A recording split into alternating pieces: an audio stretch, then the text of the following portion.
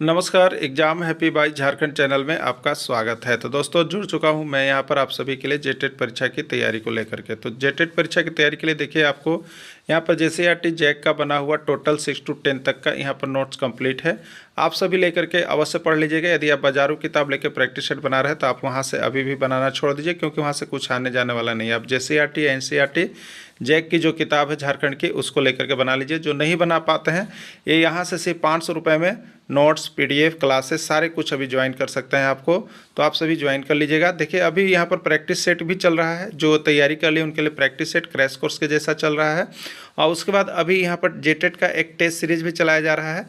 Test series में जो जुड़ना चाहते हैं वो सिर्फ 100 रुपये दे करके टेस्ट सीरीज में जुड़ सकते हैं और 20 टेस्ट सीरीज में भाग ले सकते हैं। तो अभी कभी आप लोग अवश्य जुड़ जाइएगा। और जो यहाँ पर जेटेट परीक्षा की तैयारी या आकलन परीक्षा की तैयारी करना चाहते हैं तो जेटेट की तैयारी के लिए 500 और जेटेट और आकलन दोनों करना चाहते हैं तो 700 और केवल आकलन परीक्षा की तैयारी करना चाहते हैं तो 500 रुपये में आप जुड़ करके यहाँ पर कर सकते हैं। तो आप जुड़ जाइएगा। चलिए देखते हैं यहाँ पर आज क्या महत्वपूर्ण प्रैक्टिस सेट या आप कहिए उसको टेस्ट सीरीज का महत्वपूर्ण प्रश्न।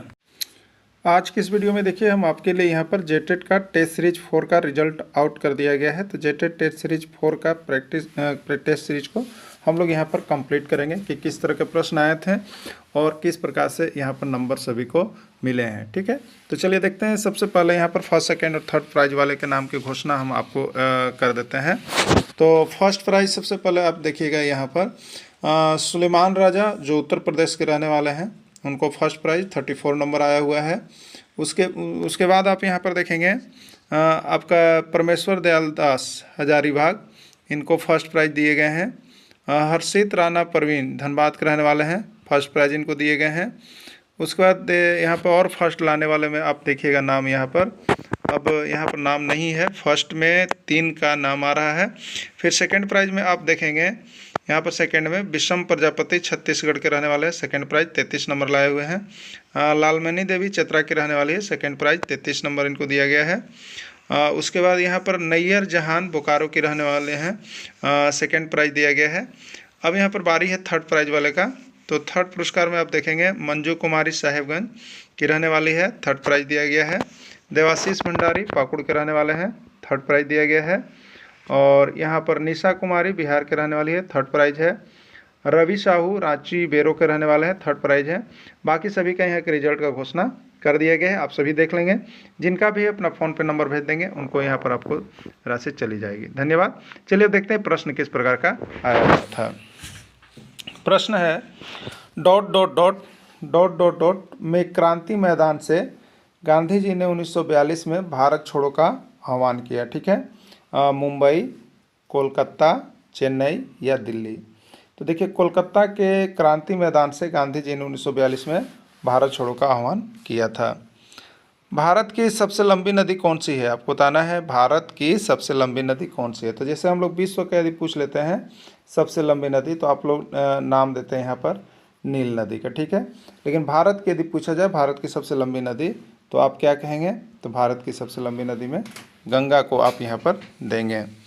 भारतीय राष्ट्रीय कांग्रेस की स्थापना कब हुई, भारतीय राष्ट्रीय कांग्रेस की स्थापना कब हुई, 1884, 1885, 1886, 1887। ठीक है, भारतीय राष्ट्रीय कांग्रेस की स्थापना 1850 ईस्वी में हुई थी। देखिए सभी का डिटेल्स यदि आपको पढ़ना है तो आप यहाँ से सारा नोट्स और पीडीएफ ले लीजिए। 6 to 11 तक का, आप यहाँ से 10 तक का, आप यहाँ से लेकर के यदि कंप्लीट कर लेते हैं तो आपको जेटेट हो या आकलन हो, आप यहाँ से 101% सफलता रिजल्ट हो जाएगा।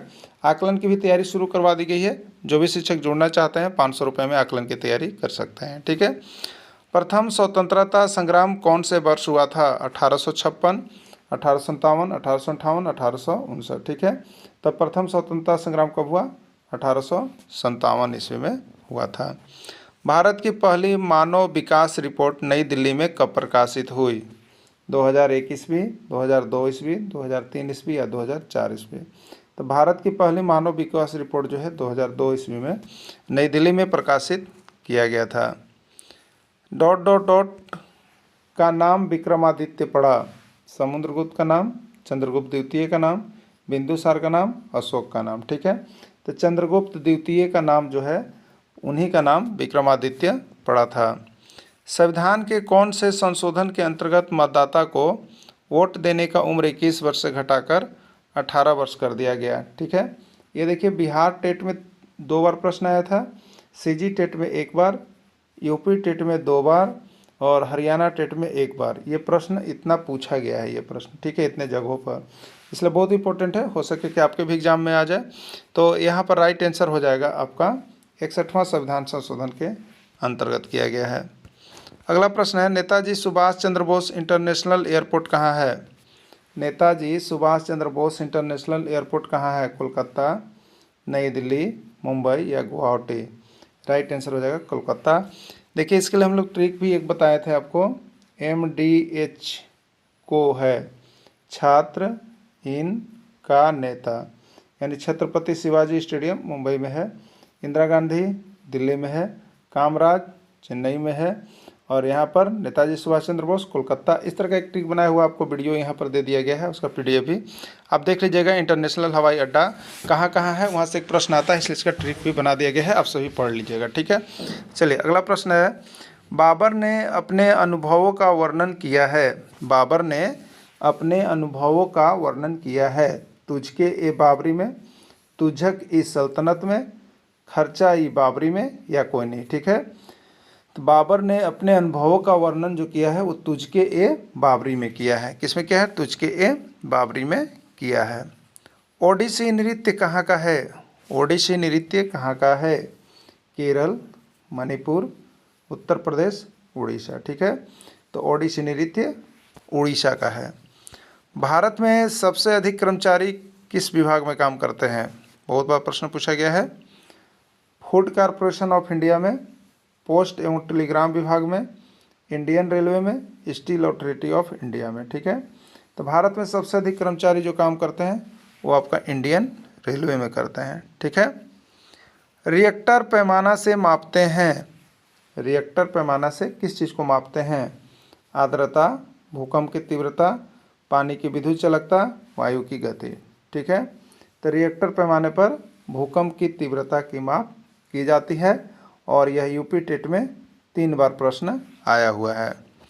अगला देखिएगा, विद्यालय शब्द है स्वर संधि, व्यंजन संधि, विसर्ग संधि या सभी? ठीक है, विद्यालय शब्द है, आपको बताना है कि इसमें विद्यालय शब्द क्या है। तो देखिए विद्यालय शब्द आपको क्या हो जाएगा, तो यह आपका स्वर संधि में चला जाएगा। ठीक है, अगला देखिएगा, हिंदी में वचन होते हैं, हिंदी में वचन होते हैं 1, 2, 3 या कोई नहीं? तो हिंदी में वचन कितने होते हैं? 2 होते हैं। शब्द के सही रूप का चयन करें, इसमें शुद्ध रूप आपको कौन है उसका चयन करना है। तृष्णा, तृष्णा, तृष्णा या तृष्णा? ठीक है, तो राइट ये जो है तृष्णा होगा, D नंबर आंसर सही होगा। विद्वान का स्त्रीलिंग रूप है, देखिए यूपी टेट में भी आया, यू टेट में भी आया, सीजी टेट में आया, बिहार टेट में भी आया, बहुत ही इंपॉर्टेंट है ये। ठीक है, तो विद्वान का स्त्रीलिंग रूप क्या है? तो इसका स्त्रीलिंग विद्वती, विद्वानी, विदुषी या कोई नहीं है? तो विद्वान का स्त्रीलिंग रूप विदुषी होगा। क्या होगा? विदुषी होगा। Pick out the which is spelled correctly, इसमें से आपको पिक करना है कि कौन सा स्पेलिंग एकदम करेक्ट है।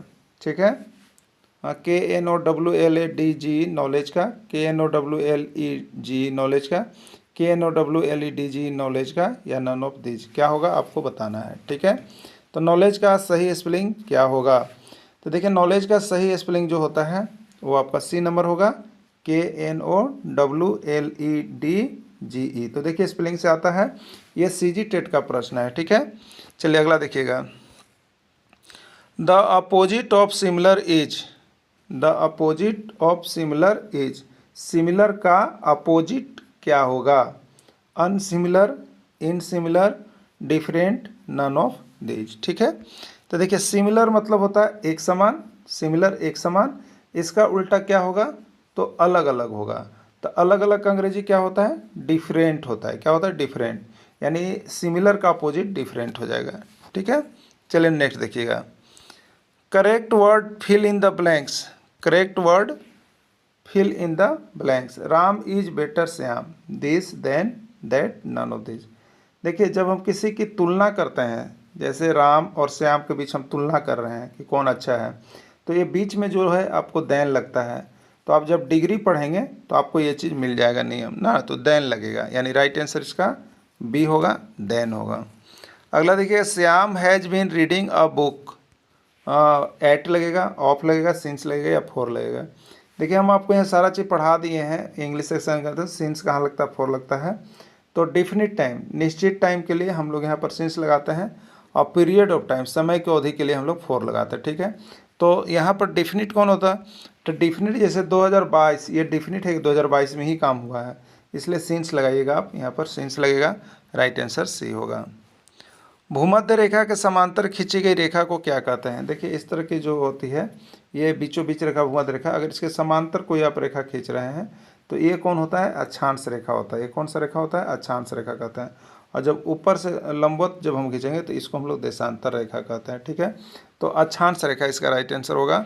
अक्षांश रेखा किस में है, ए में है, ए ही इसका राइट आंसर हो जाएगा। भारत की राष्ट्रगीत की रचना किसने की, राष्ट्रगीत कौन है, तो राष्ट्रगान जन गण मन अधिनायक जय है, और राष्ट्रीय गीत क्या हो जाएगा, वंदे मातरम, ठीक है, वंदे मातरम। तो वंदे मातरम किसके द्वारा, तो बंकिम चंद्र चटर्जी के द्वारा लिखा गया है, ठीक है। अमृतसर में जालियांवाला बाग की घटना कब घटी, अमृतसर में जालियांवाला बाग की घटना कब घटी, 1916, 1918, 1919, 1920, ठीक है। तो अमृतसर में जालियांवाला बाग की घटना जो है वो आपको 13 अप्रैल 1919 ईस्वी को घटा था, ठीक है। मोहनजोदड़ो की सिंधु घाटी सभ्यता स्थल किस देश में, मोहनजोदड़ो की सिंधु घाटी सभ्यता स्थल किस देश की है, पाकिस्तान, अफगानिस्तान, उज्बेकिस्तान या कोई नहीं, ठीक है। तो सिंधु घाटी सभ्यता की स्थल जो है वो आपको पाकिस्तान में है। खालसा पंथ की स्थापना की थी, खालसा पंथ की स्थापना की थी गुरु गोविंद सिंह, गुरु रामदास, गुरु नानक, गुरु अर्जन देव, ठीक है। तो खालसा पंथ की स्थापना जो है गुरु गोविंद सिंह के द्वारा किया गया था। दूसरे बौद्ध संगति की अध्यक्षता किस शहर में की गई। देखिए बौद्ध संगति से यहाँ पर सारा आपको इंपॉर्टेंट चीज़ करवा दिया गया है, जो नहीं देख पाए हैं वो देख लीजिएगा यहाँ से PDF नोट्स लेकर के, क्योंकि सब कुछ बना हुआ है, सब एग्जाम में आपको यहीं से आने वाला है, ठीक है। तो बौद्ध संगति के लिए हम लोग क्या कहा था आपको, गृह में साली, क्या ट्रिक दिया था आपको हमने, गृह में साली, गृह में साली पुत्र वन में, गृह में साली पुत्र वन में, यानी प्रथम बौद्ध संगति राजगिरी, द्वितीय बौद्ध संगति वैशाली, तृतीय बौद्ध संगति पुत्र मने पाटलिपुत्र, और चतुर्थ बौद्ध संगति वन मने कुंडल वन, ठीक है। तो आपका यहाँ पर कौन हो जाएगा, तो दूसरे बौद्ध संगति था, तो गृह में साली, साली मतलब वैशाली, तो वैशाली इसका राइट आंसर हो जाएगा। हमें सौर ऊर्जा मिलती है चाय से, समुद्र से, सूरज से, हवा से। तो सौर ऊर्जा कहाँ से मिलता है, सौर ऊर्जा हमें सूर्य से मिलता है। राज्यसभा के सदस्यों का कार्यकाल होता है 3 साल, 4 साल, 5 साल, 6 साल। तो राज्यसभा के सदस्यों का कार्यकाल जो होता है वो आपका 6 साल होता है, ठीक है। रामचरितमानस के रचयिता कौन थे, रामचरितमानस के रचयिता कौन थे, तुलसीदास, वाल्मीकि, भक्त रामदेव या कबीर, ठीक है। तो रामचरितमानस के रचयिता जो थे आपके तुलसीदास थे। चंपारण नील आंदोलन का नेता कौन थे, चंपारण नील आंदोलन का नेता कौन थे, महात्मा गांधी, बिरसा मुंडा, बाबा रामचंद्र, कोई नहीं। तो नील आंदोलन के नेता जो थे आपके महात्मा गांधी जी थे। पुरुषों में अस्थियों की कुल संख्या कितनी होती है। देखिए यहाँ पर थोड़ा सा सेंस को अलग अलग कर देता है, कभी पुरुष कर देगा, कभी महिला कर देगा। तो इसमें नौजवान जो होगा उसकी अस्थियों की संख्या कितनी होगी, 206 ही होगी। कितना होगा, 206 होगा, राइट आंसर 206 होगा। भारत में हर बार जनसंख्या की जनगणना की जाती है 2 वर्ष, 5 वर्ष, 7 वर्ष या 10 वर्ष, ठीक है। तो भारत में हर बार जनसंख्या की जनगणना जो है 10 वर्ष के बाद की जाती है। प्रसिद्ध भारतीय आर्यभट्ट थे, प्रसिद्ध भारतीय आर्यभट्ट क्या थे, कवि थे, भौतिक विज्ञान थे, गणितज्ञ थे या चिकित्सक थे। प्रसिद्ध भारतीय आर्यभट्ट क्या थे, तो प्रसिद्ध भारतीय आर्यभट्ट जो थे आपके गणितज्ञ थे। पहली भारतीय महिला जिसने माउंट एवरेस्ट पर विजय प्राप्त की, बछेंद्री पाल, फेवदोरजी, आन सांग सू की, योको ओनो। तो भारतीय महिला बछेंद्री पाल थी जिसने पहली बार यहाँ पर विजय प्राप्त की माउंट एवरेस्ट पर। इस तरह से आपको देखिए डेली टेस्ट सीरीज यहाँ पर दिया जा रहा है, आप अपना देख सकते हैं, अपने ज़िले का नाम रोशन कर सकते हैं, अपने राज्य का नाम रोशन कर सकते हैं, कितना प्राप्तांक आपका आ रहा है, सभी के नाम की घोषणा कर दी जाती है। तो आप सभी अवश्य जुड़िएगा और जल्द से जल्द जुड़िएगा। ठीक है, धन्यवाद।